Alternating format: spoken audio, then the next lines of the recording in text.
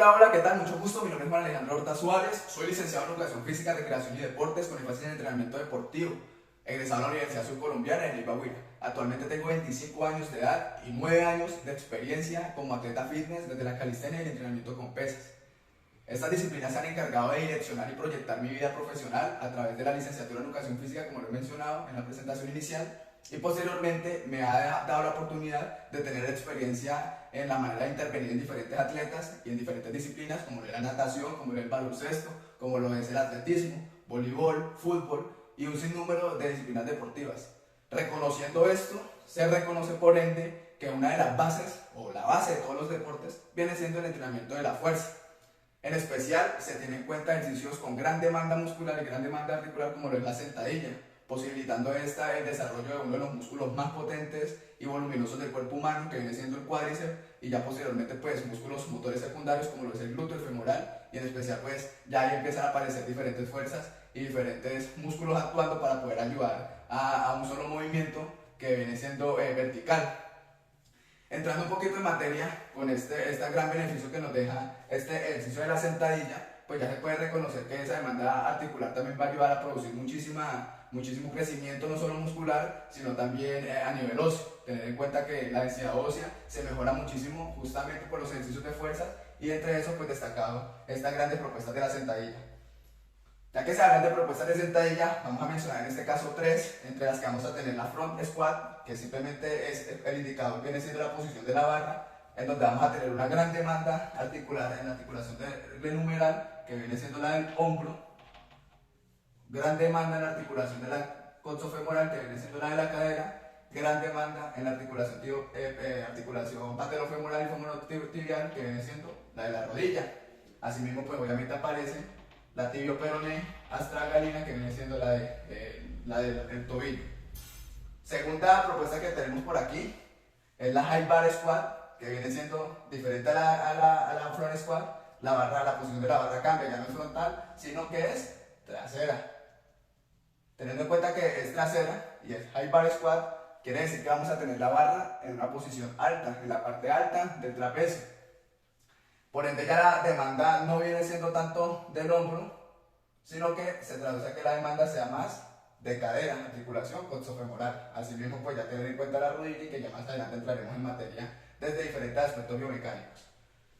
Por acá tenemos una tercera propuesta que viene siendo la lumbar squat, en donde ya la barra no va a estar en la parte alta del trapecio, sino que va a estar en la parte media o baja del trapecio. Se dice, ¿cierto?, que por la posición en esta propuesta vamos a tener mayor capacidad de fuerza, por ende pues vamos a tener mayor atrevimiento en el momento de aumentar la carga externa. Es importante reconocer que sea cual sea la propuesta, la dirección de la barra debe de ir de forma vertical, trazando una línea imaginaria entre la parte más distal de la barra con el arco plantar del pie. Asimismo, en esta high bar squat pues también lo podemos identificar, ¿cierto? Independiente de que se cambie la posición de la barra, pues vamos a tener en cuenta esta línea imaginaria con respecto a la parte distal de la barra con el arco plantar del pie. Como lo pueden ver aquí en la lumbar squat, también lo podemos identificar, es donde esta línea imaginaria nos lleva al arco plantar del pie. En el momento de la enseñanza es importante identificar diferentes situaciones, como por ejemplo en las rodillas, reconocer el tema de los valgos de rodilla. Esto quiere decir que los valgos de rodilla pueden ir en X. Cuando decimos que en X, es que ellas se pueden dirigir hacia adentro. Entonces esto debe ser configurado inmediatamente mediante ejercicios de compresión, que básicamente sería apretar hacia afuera, y mediante ejercicios de elongación, que ya a continuación estaré dando a conocer. Posteriormente, en la enseñanza de esto ya no solo se piensa en la rodilla, sino que también se piensa muchísimo en el guiño o bullwhip de cadera. Guiño de cadera. Entonces, cuando hablamos de este guiño de cadera, tenemos que tener en cuenta una leve inclinación de 10 grados, ¿cierto? Empezar a bajar muy lento, teniendo muy buena sinapsis neuromuscular o conexión mente-músculo, ¿sí? Y en ese sentido, o conexión articulación-mente, y en ese sentido evitar el guiño de cadera.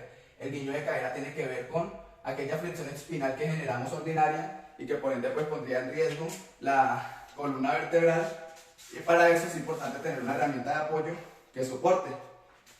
En ese sentido, por acá me atrevo a señalar, de hecho, uno de los errores que es ese ball wing.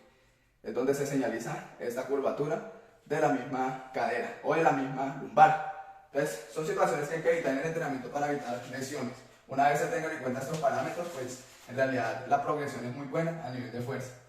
Fíjense que aprovechando esta herramienta de apoyo, he situado dos sujetos en donde esta línea imaginaria de la que hablamos, que se acerca mucho al punto gravitatorio que es el ombligo, ¿cierto? Como por acá queda por fuera de la base de sustentación, la alineación de la parte distal de la barra queda por fuera. Y son errores que honestamente se cometen muchísimo. Herramientas que nos van a favorecer muchísimo son aplicaciones que en general pues, se encargan de medir justamente los ángulos y los trazos en ejes verticales o transversales, que ya pues se encargarían de aplicaciones como el ojo del entrenador. Asimismo pues existen otras herramientas que nos van a ayudar muchísimo en las progresiones. Aprovechando este espacio, pues una de esas herramientas viene siendo la escala de Borg, o escala de esfuerzo percibido, que se mide de 1 a 10, bien conocida en el entrenamiento, de la mano con las reservas energéticas o las repeticiones en recámara, dado esto como RIR desde el 0 hasta el 4.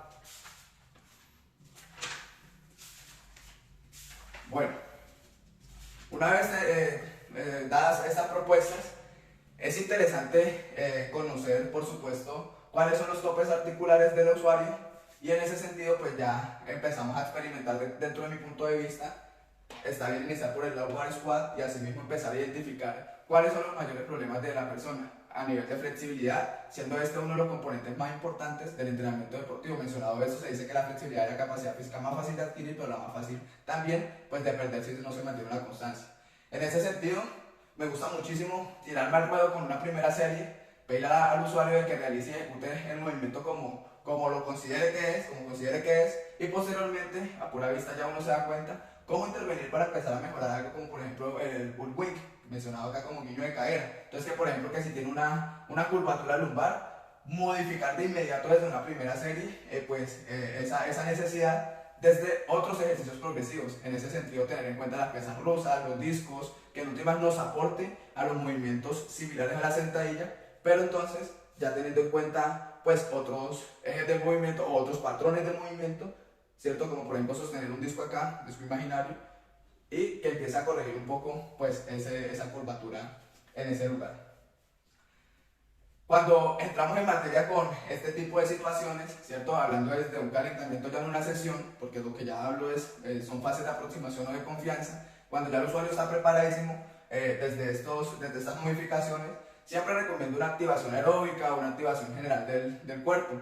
¿Por qué digo que una activación general del cuerpo? Porque, por ejemplo, así como en ejercicios como esos de front squat, hay una gran demanda de hombro y es donde nace la necesidad de empezar a desarrollar otros ejercicios de tren superior, como por ejemplo los hombros, como por ejemplo el mismo pectoral, ¿cierto? Como por ejemplo el mismo trapecio, como lo encontramos en estas mismas modificaciones.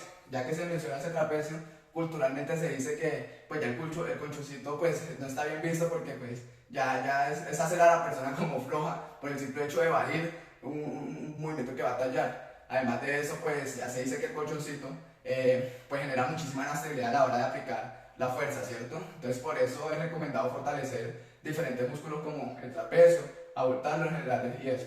Entonces, pues cuando hablamos entonces de una entrada en calor, vamos a tener en cuenta fases de activación aeróbica, ¿cierto? Como las técnicas de carrera, como las polichilenas, que vienen siendo por ejemplo jumping jacks, la misma estabilización del core, y posteriormente obviamente no olvidar los ejercicios de elongación que sean los más cercanos posibles a los ejercicios que se van a ejecutar. Les recuerdo, mi nombre es Juan Alejandro Horta Suárez, he realizado este video con el ánimo de aplicar a la vacante de entrenador personalizado y asociarme a la sede de Spinning Center Gym, en especial el de Santa Lucía de Neiva. Y pues nada, aprovecho para enviar un saludito especial al señor Rubén Vaquero, siendo gerente fitness de esta asociación.